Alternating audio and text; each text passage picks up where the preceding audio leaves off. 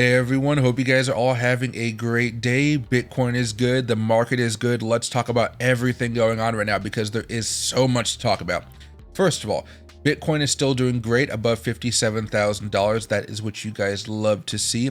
On top of that, a personal note, Dogecoin is also having a really good day here, up 11% over the last 24 hours. That's exactly what I've been hoping to see, a boom coming from nowhere, and that's the type of move I'm hoping we can see go on for multiple months here in the future. Right now, Dogecoin is hovering around 0.097 cents. It should hit 10 cents if it hasn't already pretty soon, and that's why I'm going to be very, very excited to see if we can actually have a blast off closer to 12 or 13 cents, which is not a small amount for Dogecoin to travel. Next up, a few tokens that are making some really good moves today on the number one page of coinmarketcap.com, which is just your top 100 altcoins. Pepe is up 80% in the last 24 hours. Really big moves here. Python Network is up 24, Bonk is up 27. That's really nice to see. We talked about that one a little bit more about buying at the really low levels. Theta is up 10%, or excuse me, 19% after having a multiple 20% day rise. So Theta Network is probably going to be something that you guys are going to be having a lot of fun day trading. As far as the news goes, there's two stories that I think you guys should be paying attention to.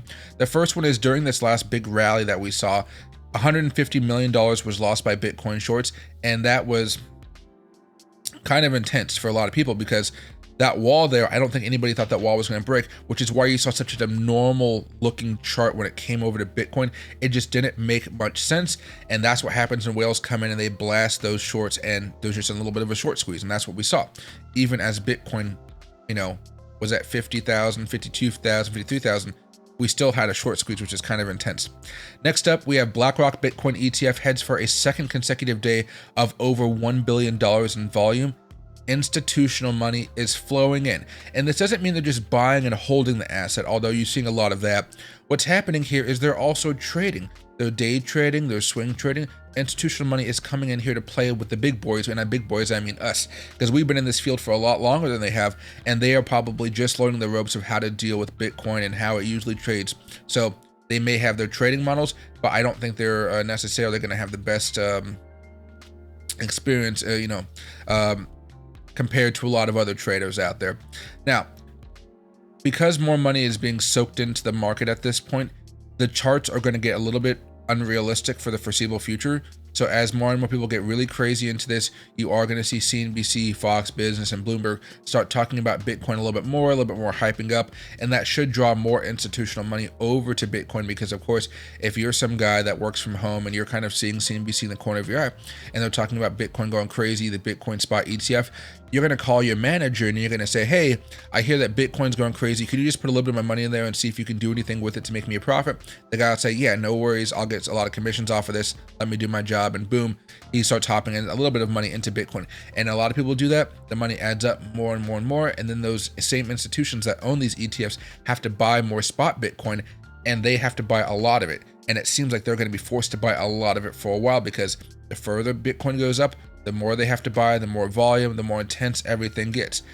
On the other side, the crash will be kind of crazy on the other end of this. But until that happens, we're going to be just very excited to just kind of be part of the show, because one of the reasons we've been dollar cost averaging for so long is because we knew something like this might happen.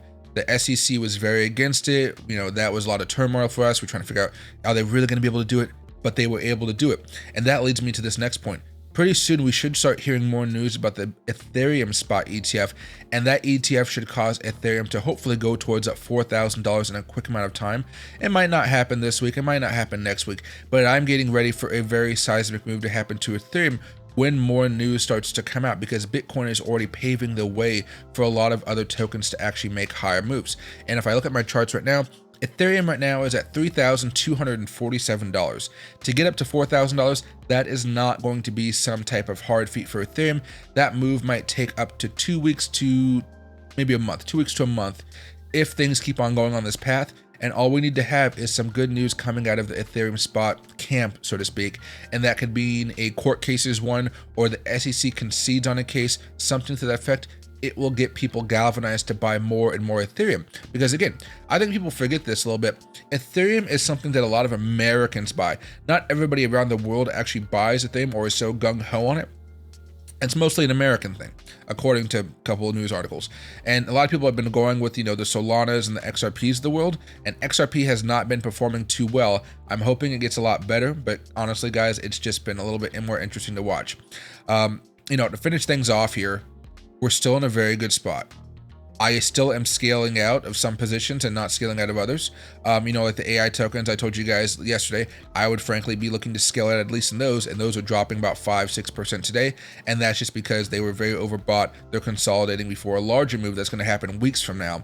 But some people just, that wanted to buy low, sell high, and just get it over with, they probably missed a great opportunity to sell some of those alt tokens. So I want you guys to understand that if you're holding a Pepe or a Bonk that's going parabolic today, I want you guys just to be able to make sure that you guys are locking in some profits if you guys are swing trading. If you guys are holding for altcoin season at all-time highs, don't worry about it. It'll be fine.